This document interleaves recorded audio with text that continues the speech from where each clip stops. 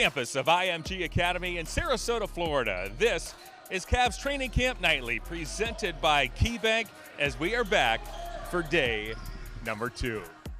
Hi everyone, John Michael and Serena Winter. So wonderful to be back with you once again. Well, head coach Kenny Atkinson said the start of training camp is always easier when guys are in town well before the preseason begins. That was the case this year and day 1 yesterday. Maybe what you'd expect, easy transition, not many X's and O's, guys just out there getting the blood pumping. I mean, it was clear that Kenny Atkinson already had a year under his belt with this group at camp yesterday, right? You said easy, there was just an ease to camp yesterday. And look, and talking with the newer guys yesterday, I loved what Thomas Bryant said about how nobody had to get motivated for camp, right? Love what Lonzo Ball said about just Kenny Atkinson and wanting to fit into this system. Going to be another great day too here. Speaking of Kenny, we are going to catch up with the reigning NBA Coach of the Year about his summer. He finally had a chance to unwind. We saw Lonzo Ball on the show yesterday, caught up with him, as well as Thomas Bryant, another new but not that new face, a guy who needs no introduction around here. It is Larry Nance, part of one of the Cavs' royal families. We caught up with him over the last couple of days. He'll be on the show as well, and it was almost as if he never left. I mean, when you say new face, I don't even think of Larry Nance Jr. as a new face to this organization, right? It was fun talking with him about Darius Garland. It's just like, this was a guy that was there when he was a rookie, and so it just feels like he never left. But at the same time, he's got a difference to him now, right? He is older, he is wiser, and he is looking to bring some additions to this locker room. Different feel, yeah. I think it is, as Larry joins this particular lineup. All right, on the year, it is Kenny Atkinson. Kenny, always great to see you. Let me venture a guess that this summer was a little more relaxing than the summer before. Yeah. And that was very intentional. You know, my wife said, hey, what about Italy, or let's go to Spain? I was like, not this summer. We're not. I just wanted to limit my travel, spend a lot of time with my kids right. and wife, and that's what I did. I spent a ton of time on the beach.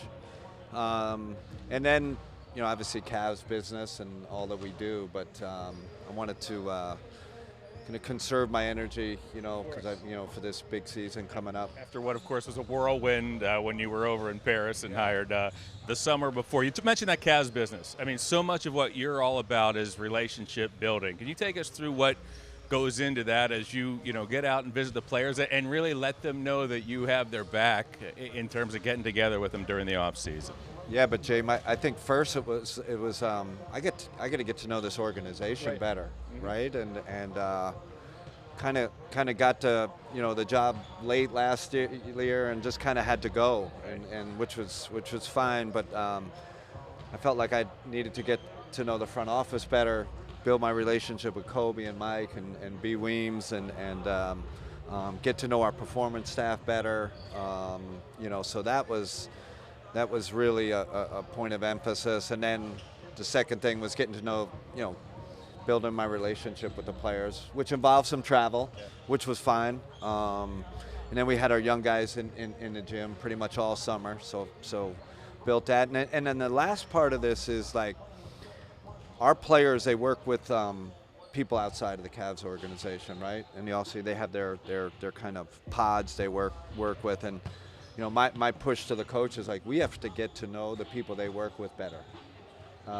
Their strength people, their workout people, so with that was a really point of emphasis for me and our assistants to kind of translate our message to them, what we're looking to help improve with each player, and I think mission accomplished.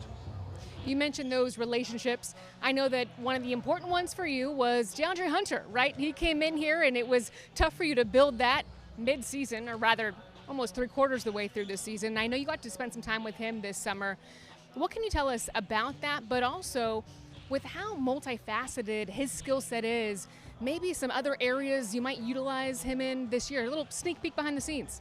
I feel really good about that. And it was, it's time spent, right? Relationship, and just through the trade and everything we had going on, I just didn't spend enough time. So I just wanted to spend time with him, and like any relationship, the more I got to know him, the more he opened up.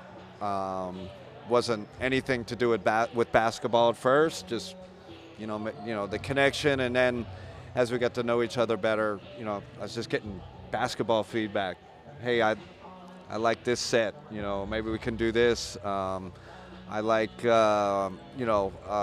is a lineup I think I could be really good with, and just stuff like that. And it just came out. So really excited.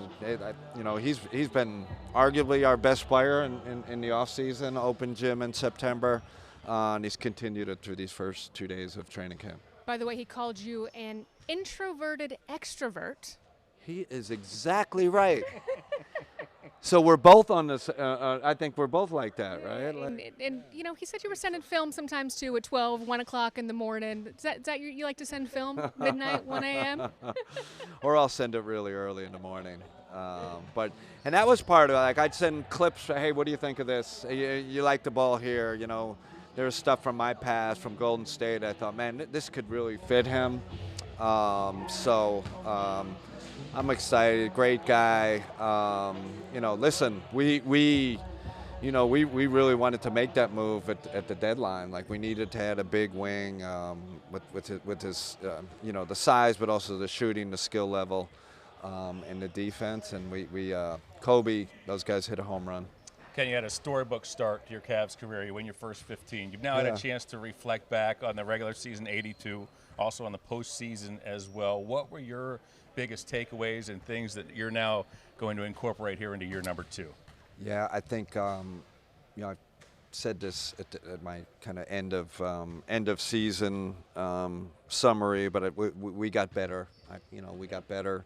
We got better as a team. I felt like we got better individually. But then you take the hit of losing in the playoffs, so all that emotion that comes with that, and really it was tough, right? Tough emotionally, and then you go through that therapeutic kind of cleansing where you have to build to like, okay, let's see how we can tweak this thing, how we can become better. So that was a task of the off season, and some of it's tactics, right? That I think we can improve on. Some of it is, how can we be better physically, right? Of course, the big one, and I know some of it's not controllable, but how can we stay healthy and be a more durable team when money time comes? Can you share anything tactically? I know we've seen these guys. It's only been 2 days, but we've seen pushing the pace, trying to get scoring looks earlier in the clock. So we're the number one most efficient transition team in the league last year, but how can we do it more? If you're really good at something, we should probably do it more. So we've made a couple of kind of adjustments to see how we can get to that scoring zone, we call it. If you see those green lines out there, I don't know if you guys that's kind of the scoring zone. It's 35 feet from the basket, and we put we want to get there in 4 seconds, and we play games with the guys. If you don't get there in 4 seconds, it's -1. If you do get there in 4 seconds, it's +2, and that's kind of how we have fun with trying to emphasize what we want to do. Defensively, I think we got to create more turnovers. We got to be a little more front-footed, right? A little more take a little more of an aggressive stance with our defense, and we've definitely shifted. It's the on-ball, so ball pressure, but it's also being higher in the gaps in our shell. Instead of maybe more conservative is dropped in the gap. So I think you'll see that. So those are just some of the things we've been working on these first couple of days. Hey, Lonzo joined us yesterday and talked about how much he loves the style of play and the system. As you've gotten to know him, what can you tell us about how you intend to use him this year? It's so important, right? Where the front office connects with coaching, and it all kind of, I think Kobe's got a great understanding of how we want to play, what our identity is. So you have to know the players on the market and always be aware, hey, this person could be a great system fit. And Lonzo was like, whatever, he probably checked, just 10 out of 10 boxes, right? You're just down the line. And then, and Larry secondarily, and then TB, Thomas Bryant also. all three of those guys fit.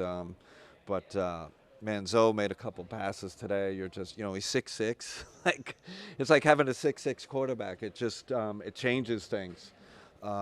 He's going to make us. He's going to make our bigs better. That's what I'm excited. I mean, J.A. has the best field goal percentage in the league. He's going to make him better. Evan just told me he's going to make his life easier. And then Zoe has shown his defensive chops, steals, physicality, anticipation, all the things great defenders have. You mentioned the young guys. A guy who's only 24 but doesn't really even feel like a young guy anymore is Evan Mobley. And the other day you said that you're sensing an interesting kind of confidence. You said you can't quite put your finger on that. Can you elaborate on what has led you to believe that and what you expect coming up here for Ev? Mike, remember in college when you were, like going into your senior year and you just kind of like, you felt that like you were just a much more confident, you're a little stronger, a little smarter, and I feel like it's like he's like, he kind of realizing he's big man on campus, right? And he's got kind of that jock jaunt, like that strut, right? Like you just, okay, that dude is 24 years old, already Defensive Player of the Year, was his second team All-NBA, All-Star. Like what without saying it, I think we know, man, listen, I want to win an NBA championship, but part of this too is like, man, I want to see him like take another jump. Like that's part of my like excitement when I wake up in the morning. I thought we really gave him some great kind of points on what we wanted to see him get better at this summer. Obviously the physical part and D-Mill, and all those guys getting him stronger, helping him to get stronger, and he's got it. And then mentally, right? Like you can see, like he's what he's a Rubik's Cube king, right? Like I just read that yesterday. Expert. So he's an expert. We did an exercise last night in film. It was I just put two numbers up, and he was one that kind of got it. Like he's sneaky smart. Hey, we could chat with you all day, but in the corner of my eye, we've got Larry Nance Jr. coming up. Oh, come on. You got anything for him that we should make sure we get to? What's Larry's thing? Just tell him to shoot it when he's open. That's it. We'll if he's not, we'll he's got 10 push. As soon as he comes to 10 push-ups every time he doesn't shoot it when he's open. Kenny, right. It's always, you guys are great. Always love, so great, love Kenny. hanging out with you. We talk to you all day. Yeah.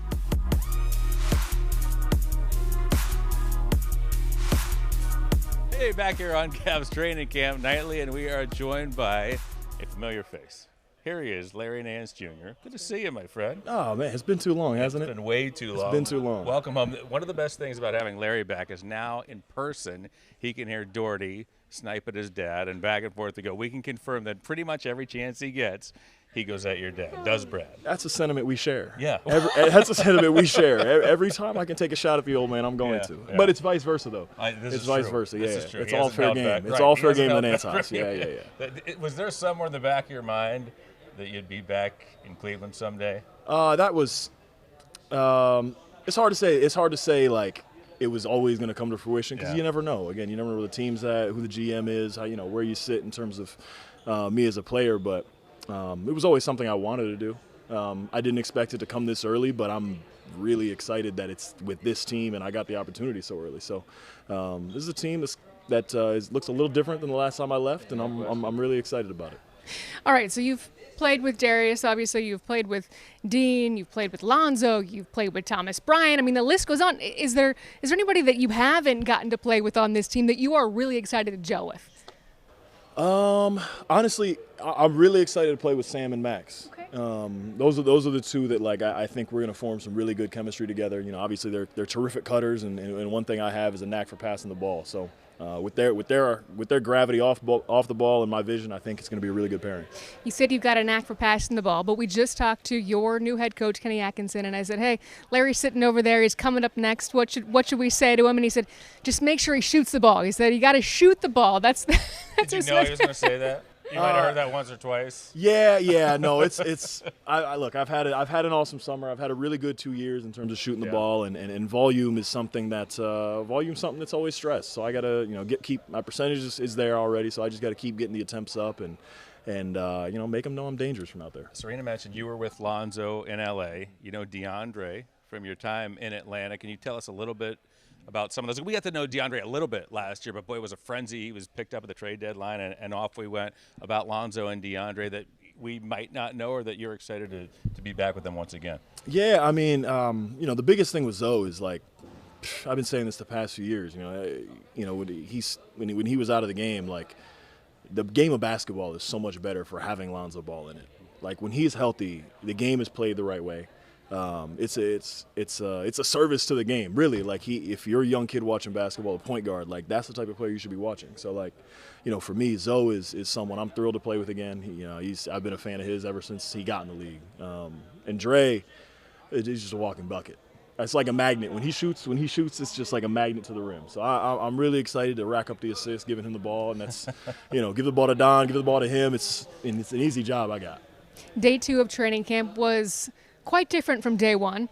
And look, you guys were out there scrimmaging, so throwing the football around, having a good time. What can you tell those watching about training camp here in day 2? Well, see, you described it as fun. For me, it was. Yeah, I'm sure. I was on the sidelines well, watching you guys. You brought up the football, and oh yeah, we scrimmaged a little bit. We did a cardio circuit, and we did lots of conditioning. We did some 3-on-3 games. Today was training camp. Yeah. It was what training camp is supposed to be, and what we all know and love. So fun. Today officially is the end of summer. Like yesterday was an ease into it, but today summer ended today.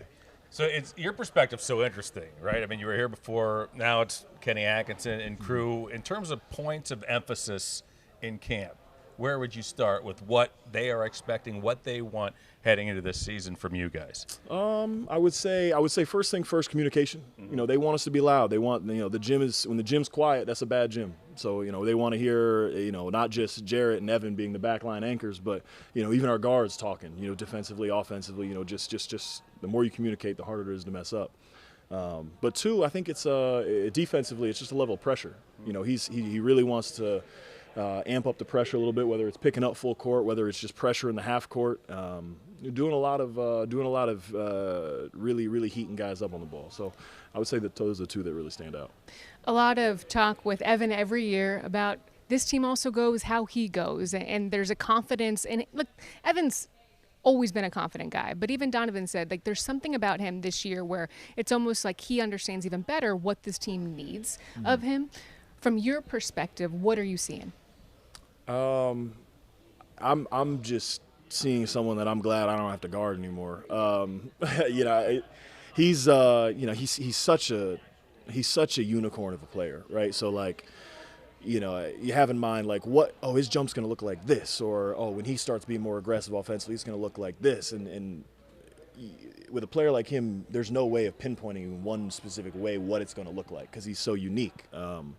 So he's done a really good job of scoring at all 3 levels, and I think that to me is the piece of the jump that I've kind of seen is like he's scoring at 3, he's scoring off the bounce in the mid range, and obviously anything around the rim, he's we know what that is. So it's been really cool to see that step in his game. I'm excited to see more. When you were acquired by the Cavs the first time, this team was en route to a run to the finals. You get acquired again, and this team once more is one of the elites. Has a chance to compete for a championship. What does that mean to you to come back into a situation like this? That was the reason. That was the reason I wanted to come back into this situation. Is because I'll say it. It's just a bonus that this is Cleveland and this is home. Like I would have chased this basketball situation in Sacramento, in Seattle, and the farthest parts of the country. But it's a bonus point that it's home. So I'm really excited to have some pressure on us, right? Pressure in this league is a privilege. Not every team feels pressure. So I'm excited to be one of the few. What did Kenny say the other night? What you guys got here, and he had a little speech to the team, something about how we only have these opportunities so often, right? And you've got a huge opportunity in front of you with so much talent. Let's be all in, right? Yeah, no, look, this is going into year 11 for me, and I can confidently say this is a team that I'll look back on, say we do or don't, come out on top at the end, but this will be a team that I look back on and go like, dang, that's probably if not the best, but one of the best teams that I've ever gotten to be a part of. So it's a massive opportunity, and that, again, 11 years, it doesn't come around often. Larry, I know I speak on behalf of a lot of folks. It is wonderful to have you back in the mix. Thank you. Once again, let's get after it this year. Absolutely. Appreciate you guys. All right, our thanks to Larry and Nance. We'll be back to wrap things up right after this. Cavs Training Camp Nightly is presented by KeyBank. For every financial need, KeyBank will meet you in the moment. KeyBank opens doors.